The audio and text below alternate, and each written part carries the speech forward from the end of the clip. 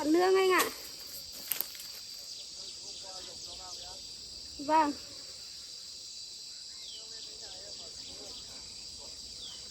Vâng. Em dọn sắp xong rồi mà. Em đi về.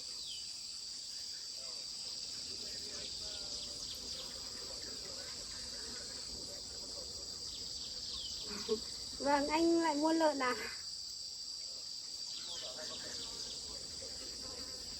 Vâng. Vâng.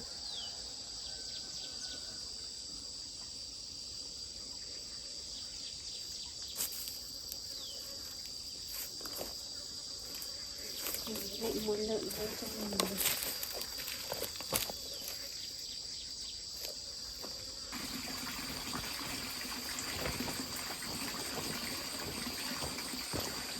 Em về rồi à? Vâng. Làm nắng này nó mệt lắm nhỉ? Để đồ đấy nó ngồi đây cho mát.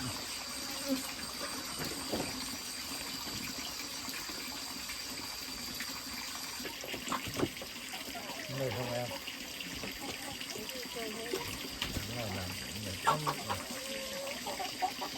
Đợt anh mang thả xuống chuồng rồi em ạ. Anh lên chỗ ông bạn anh nó làm trang trại nuôi nhiều lắm, nuôi cả lợn rừng với lại lợn lai trắng của mình ấy. Anh mua 2 con lợn rừng.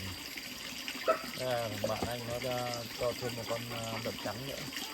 Thì cái đàn lợn trắng đấy bạn anh bảo con đấy nó hơi bị còi. Thế là bảo bán họ chê là hơi nhỏ, thế là bạn anh tặng anh. Thế anh bảo thế thì tốt, ra anh xin mang về cho em nhiều. Tổng là 3 con, hôm nay anh thả cái chuồng này, mình thích lắm. 2 con lợn rừng vằn vằn đẹp lắm em. Thế thì em đi xem nào. Em thấy xem đi.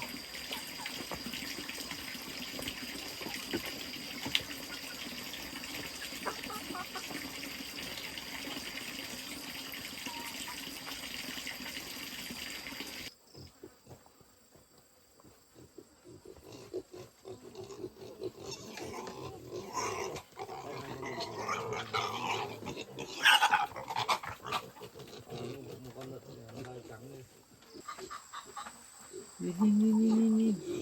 Rồi đi về nó còn nặng. Cái con này nó cũng quen rồi đấy, nó không cắn nhau đâu. Mấy con này nó cũng vừa xớp với nó ở một lúc là nó quen mà.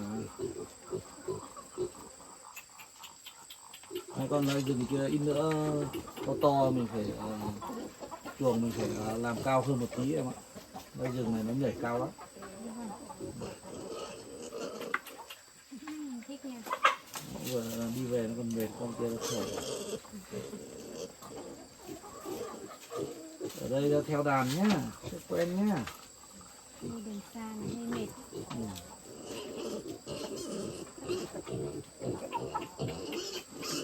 Em về lấy cám cho nó ăn.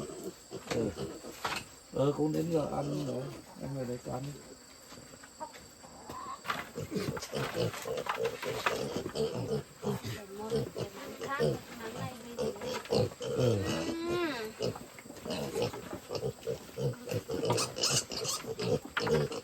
Hôm nào anh lên anh mua cho cái máng to. Máng này hơi bé. Em đi mua cũng được mà, em mua cái giống cái bên kia. Đấy, phải mua cái to như cái ở bên kia kìa. Không nhanh đâu. Kia chắc đang mệt thì sao ấy. Không quen à.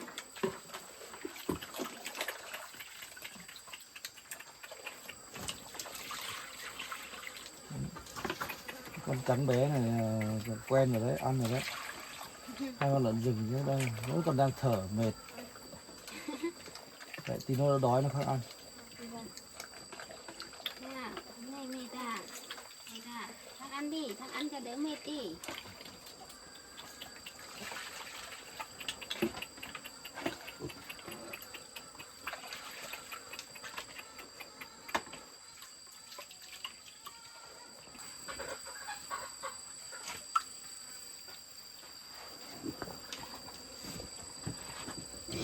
Con bên kia có vẻ mệt, đang thở rồi. đi đường xa nó mệt lắm. Ừ. Để ở một lúc nó có đàn này cùng là nó ăn thì nó khác quen. Chứ con bé này lại quen nhỉ, con bé này ăn rồi đấy.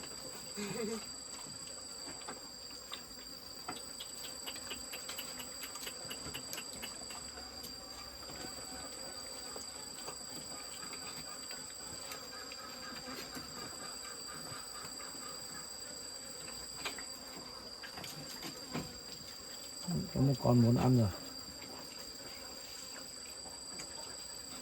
Bên kia chắc đi xa đường sóc say xe rồi. Để nó tí nó quen nó dần nó khác ăn.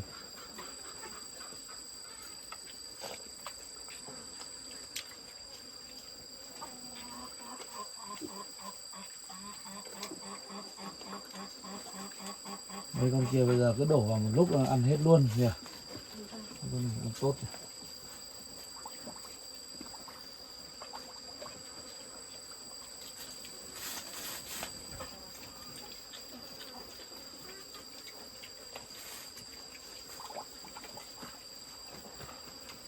Để nó mai quen nó khác ăn em ạ.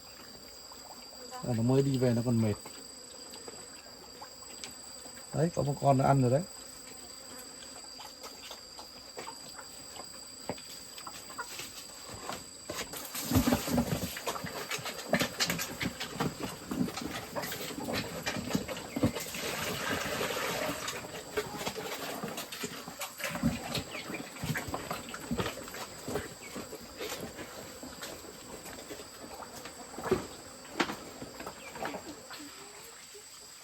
Con này ăn leo một tí bụng to tròn rồi.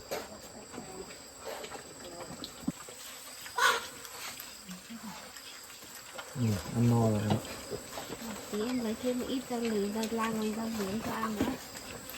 Thêm rau muống với rau lang nữa nhá.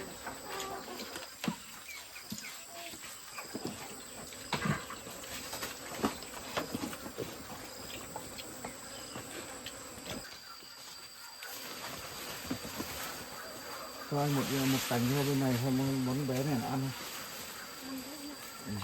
Cho nó ăn dần nó quen.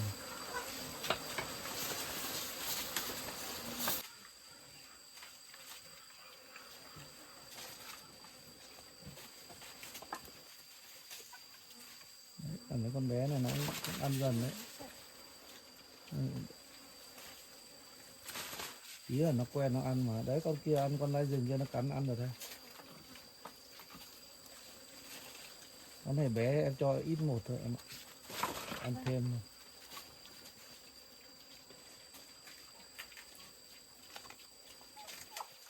Con lai rừng kia trông vậy thôi mà nặng lắm em ạ. Cầm nó chắc lắm. Cầm bế lên nó chắc trông với bé thôi nhưng mà nó chắc người.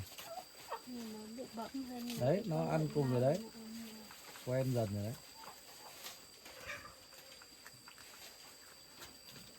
Cái nó lạ thôi, bây giờ nó quen dần. Với bé vậy thôi, khả năng còn nặng hơn cái con đen đấy này. Cầm lên nó nặng trịch.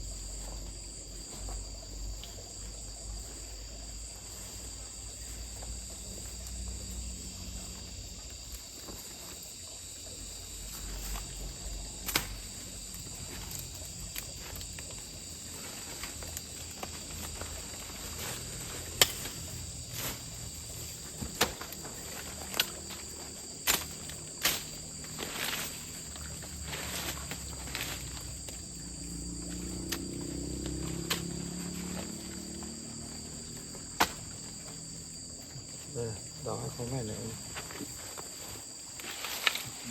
sâu.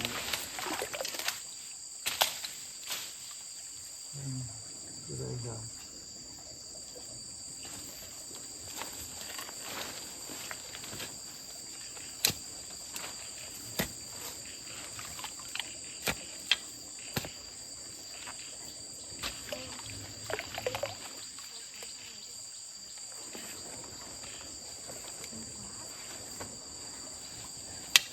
Đâu.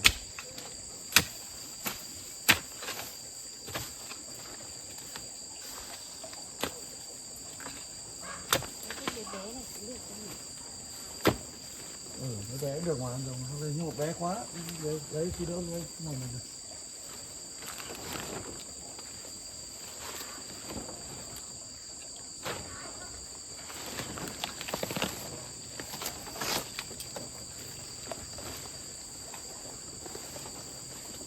Đưa ra về chặt bớt lá đi.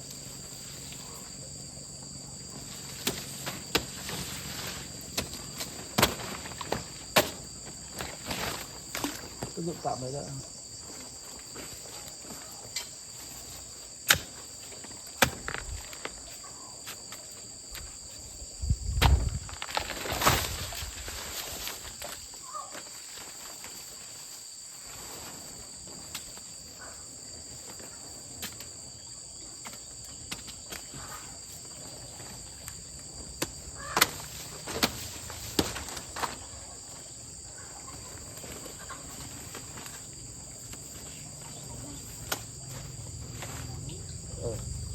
Đây, lấy gặp hôm nay nó dễ đào.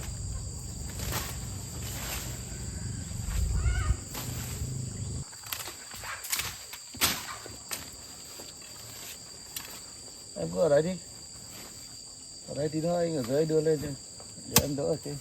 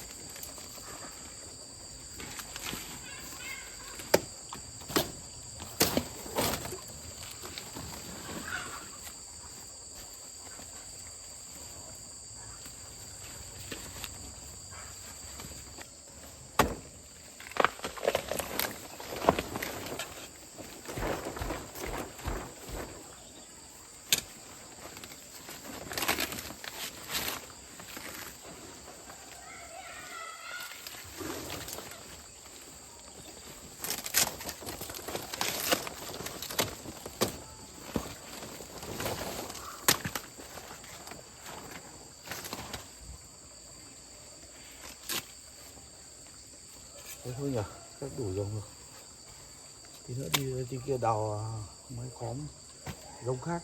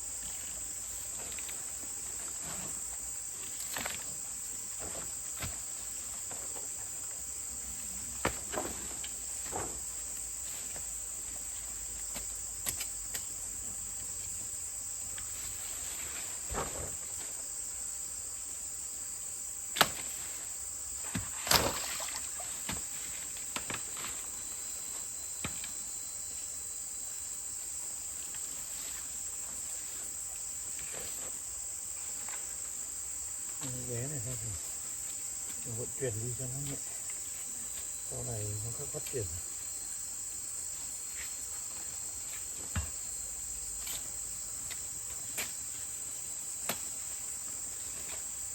Đây sang bên này có một mấy bé.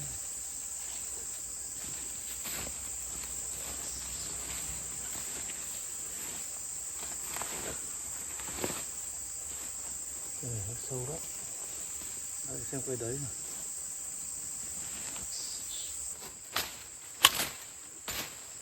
quanh trong nữa anh được. Đọc cái này nữa được.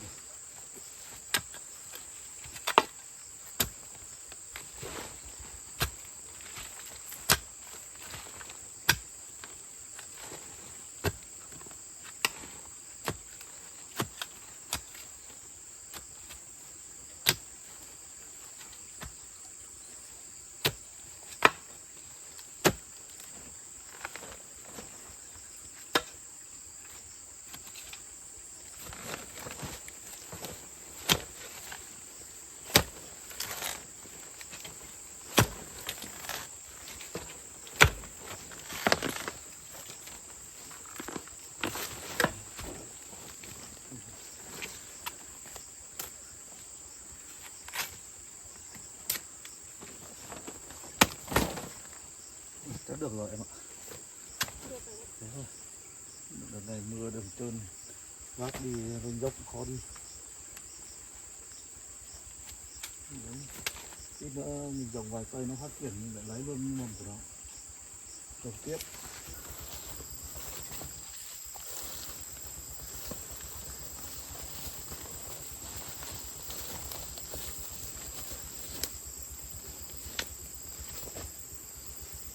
Nhớ đến lúc kia em bác bó này nhá. To hơn thì em nó được.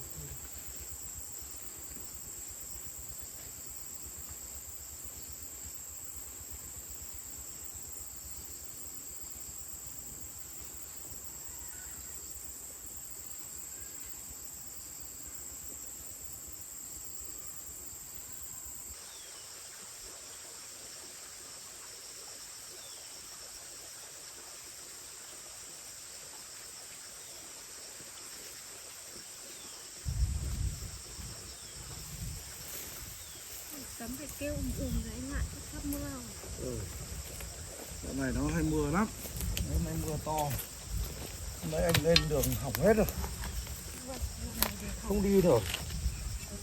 Khói mòn hết rồi. Bây giờ nhanh lên, không tí lại mưa to. Sấm một mùa vào.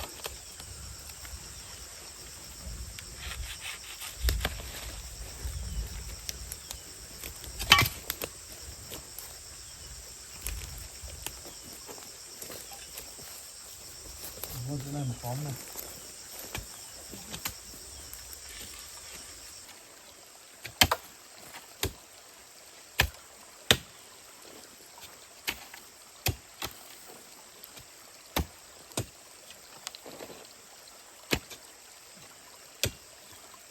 Còn đá chút thôi em ạ. Đá không đào được, không đào được sang chỗ khác anh ạ. Cái ngọc này.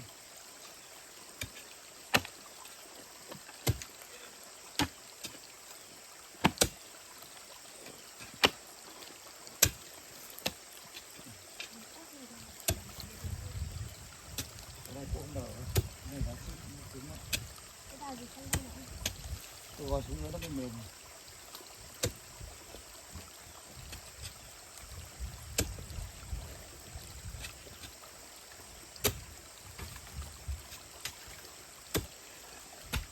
Sâu sâu vào nó mới không đổ em ạ.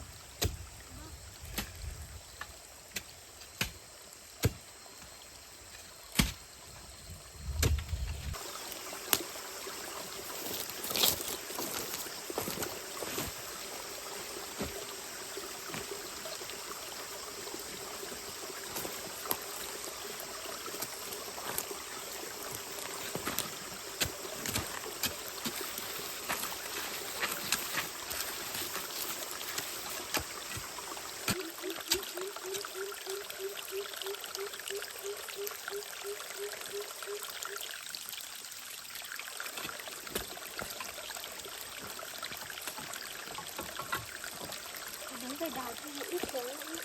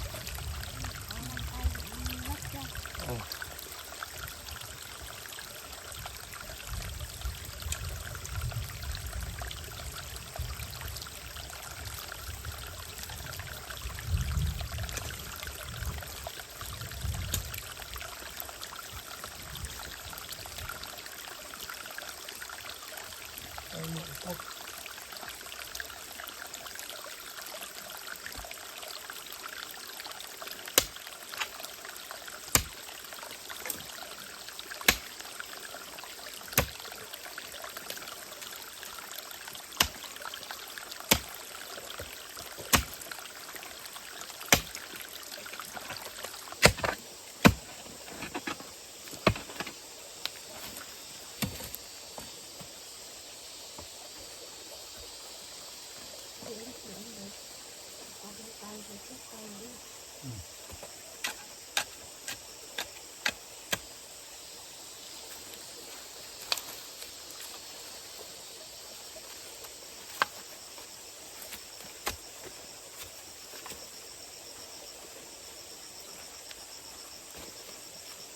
Cái này nó mưa nhiều đất ẩm này thì mấy hôm là nó phát triển luôn mà.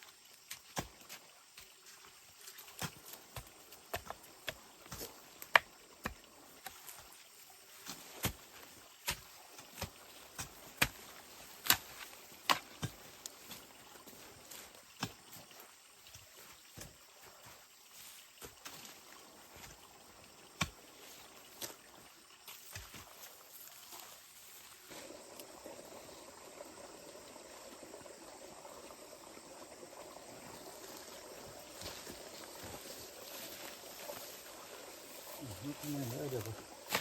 Còn một này cây nữa nó phát triển lên thoải mái, em chăn lợn chăn gà. Cái này nó phát triển. Ít nữa nó đẻ nhiều mầm lắm.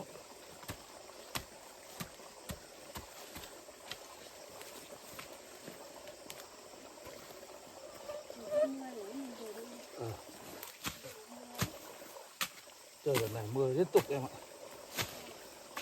Tối đêm hôm qua ở nhà anh cứ sốt ruột, không biết em ở trên nhà có bị ảnh hưởng đến gió không?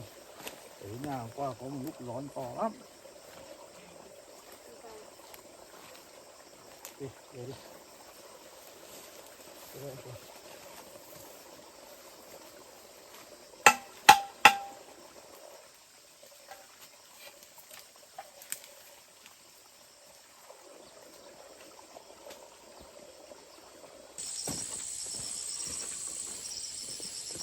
Nhà nào cũng dùng đến một số khinh.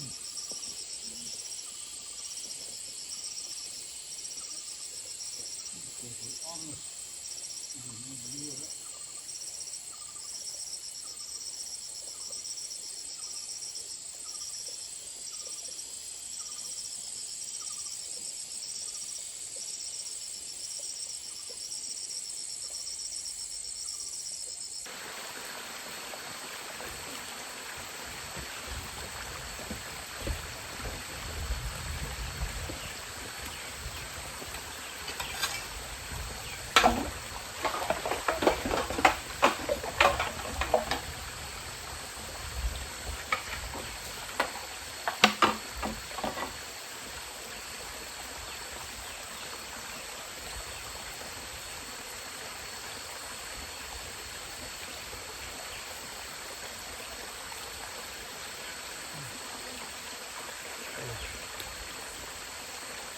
Cái này nước chảy to nhỉ? Mưa nhiều to hơn nữa. Cái này mưa tốt. Có thể nó ráng nắng trong vòng một lúc là nó có bóng mây với kéo mây đến là mưa được ngay. Khá thế. Không mưa rồi nhưng mà vẫn nóng ngon.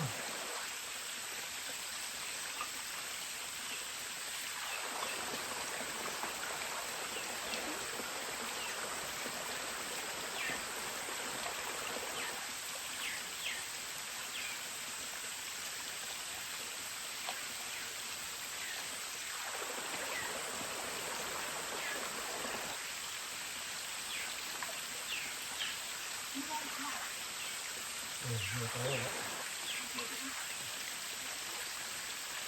Hôm qua là cũng về cũng tắm. Sắp mưa này chắc là đi anh về luôn thôi. Mưa rồi đấy. Mấy trận mưa to anh không nhìn thấy. Đây anh cầm.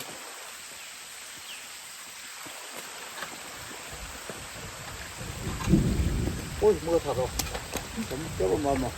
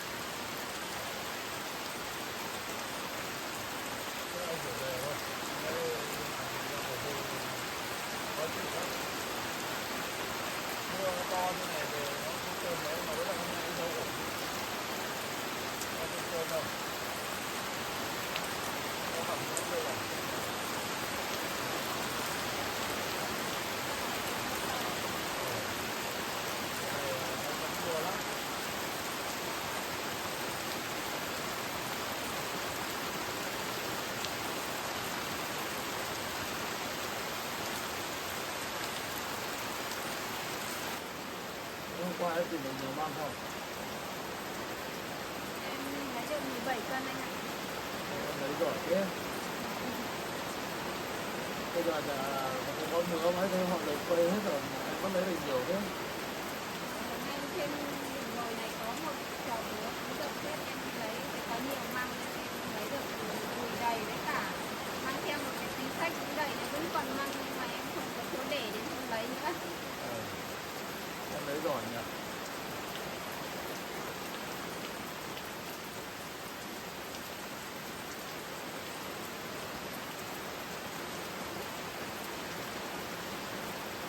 Sáng anh đi qua dưới xóm ấy, dưới có mọi người đến cấy rồi đấy, bọn em sắp cấy thôi. Em ngày kia mới cấy anh ạ. Họ cấy rồi thì mình cũng bảo là nhờ người ta làm cấy thôi. Mấy hôm nay làm kia em cấy. Máy làm được 2 ngày nó nhanh không mà.